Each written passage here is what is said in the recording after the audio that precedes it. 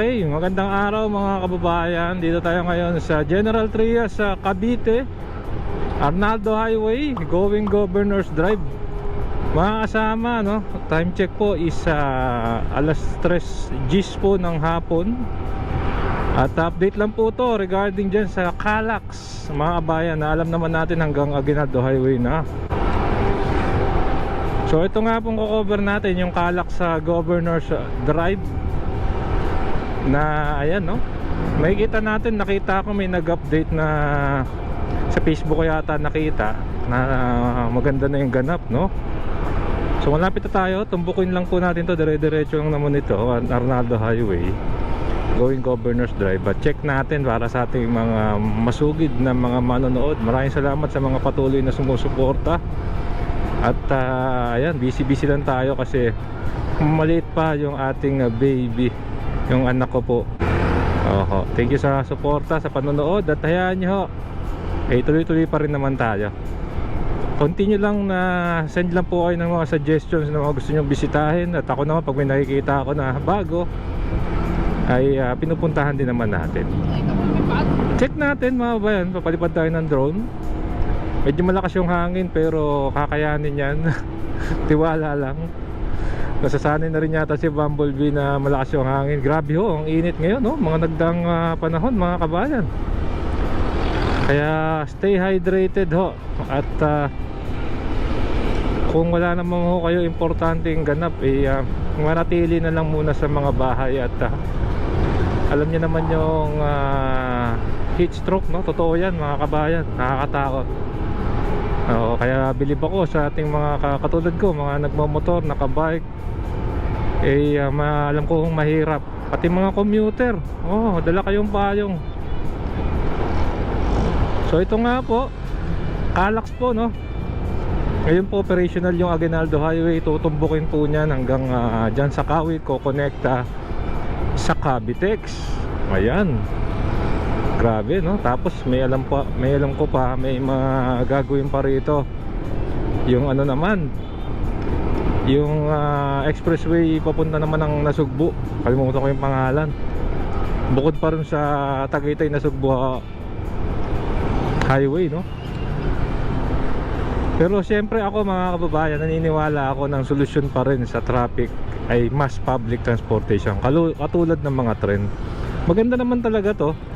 Pero siyempre aminin na natin sa aminin, ang nagbebenepisyo lang dito ay bukod dun sa mga nagnegosyo at developer ay yung may kotse. Ako po, meron naman po tayong kotse, pero alam niyo po mga kababayan, talaga namang ang source talaga ng traffic ay mga private vehicle. Di ko mapagkakailayan. So pag may alternatibong ruta, alternatibong option ng ating mga kababayan, no? Mass public transportation, doon na lang po yan kasi mura pa at mabilis. May McDo na pala rito. Pero syempre ngayon, alam niyo naman yung PNR sinara pa yung sa South Railway. Pero nagigets ko rin naman po yung ba't sinara, no? Sipin niyo 5 taon wala tayong PNR. Kawawa doon. Isa ko sa naalala ko rin yung mga estudyanteng kakilala ko na bumabiyahe araw-araw pa PUP Santa Mesa, no? Pero ganoon talaga. Ang constant lang po talaga sa buhay ay change. So kailangan nating mag-adapt. Maganda naman kasi inaangat na nila yung mga relays. Imagine niyo po, yung mga relays nasa angat na. So wala na pong delay yung mga, hindi na po kailangan huminto-hinto sa mga intersection ng kotse yung mga tren natin. So anyway, na-release tayo, no? Pinag-uusapan natin tren. And dito pa rin tayo sa Gentry, Arnaldo Highway. At tingnan natin, malapit na ho. Ayan, nakikita ko na yung dito yan eh. Siguro mga 2 kilometers na lang. Eto na, approaching na tayo mga kabayan. Dito yun. Medyo maglilihis yung daan dito. At may mga takip kasi nga dahil dyan sa ginagawang ito, ayan, no? Calax, oh.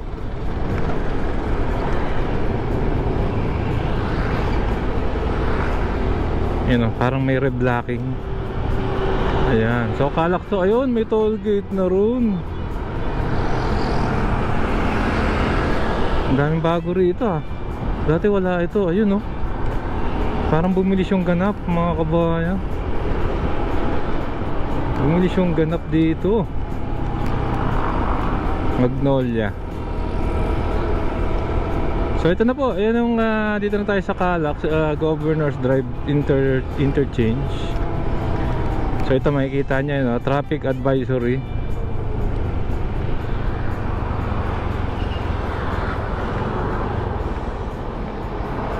Close to traffic.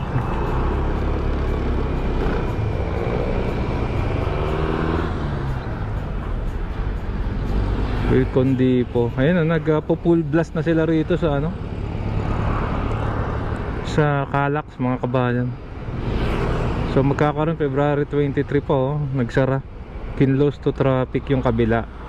So parang alternate road pala yung dinaanan natin.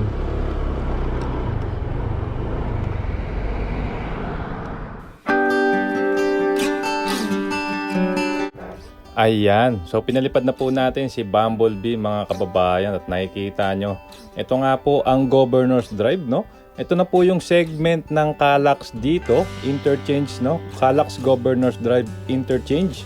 At ito nga po sa gilid lang nitong Wilcon Depot at ito pong factory ng Pure Foods, no?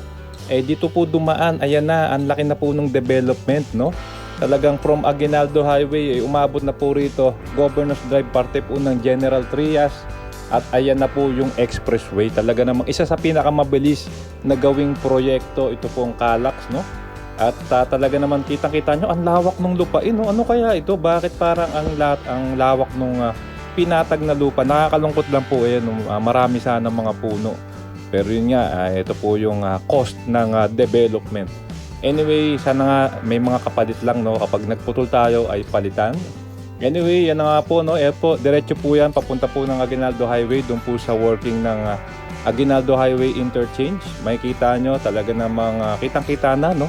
Yung paparating na expressway. Ito po yung close shot natin. At yan na yung mga makinarya, mga heavy machines, dire-diretso sa kanilang pagtatrabaho. At mamaya-maya po makikita nyo naman yung coverage natin dun sa mismong gagawing interchange.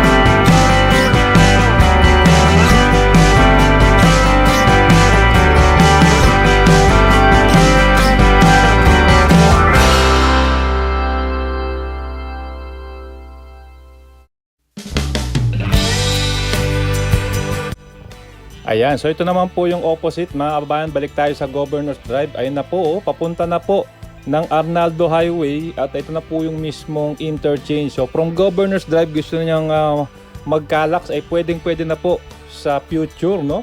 At ito na po yung babaybay papunta na po ng Kawit, Cavite. Dadaan po dyan sa open canal at diretso na po ng Kawit mga kababayan. Ito na mga kasama, ayan, no? Talaga namang nagkaroon lang po ng mga diversion, no? Dahil nga po sa ginagawang interchange na ito. At makikita nyo, ayun yung daan para siyang umilalim dun sa Governor's Drive, no? Ayun, no? Umilalim mga kabayan para lang po makatawid. Hindi nila ginawa ng flyover. Which is kung gagawa ng flyover parang ang pangit, no? Mga kabayan, kayo po, ano pong opinion nyo regarding dyan? Ginawa nila, inilalim nila. Parang nangyari dyan sa silang, no? Nagkaroon ng tunnel. So ito po yung mangyayari. At yun, no? Tapos dun sa kalsada ulit sa Arnaldo Highway, mukhang iilalim din siya. So mga kabayan, ito po yung latest, no, for April 2024 nitong Calax Governor's Drive Interchange.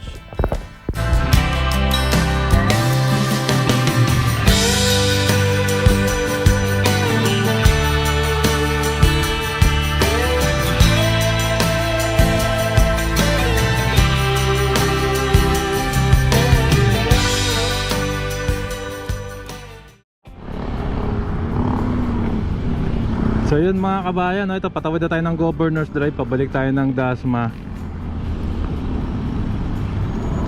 Ito yung dito pala nangyari yung nakita nating parang road reblocking, no? So ito yung sinasabi ko sa inyo. Ayan, so mangyayari dito, hindi ko sure ano ba mga bayan, tunnel ba to o flyover? Kasi no, nagkaroon ng diversion muna panandalian. Pero grabe, no, yung patawid ng Aguinaldo Highway, ayun. So dito yung magiging daan, yan yung papunta Aguinaldo Highway, dun yung kanina may toll gate na. Ang lalim. So ayan, dito yung mga ganap.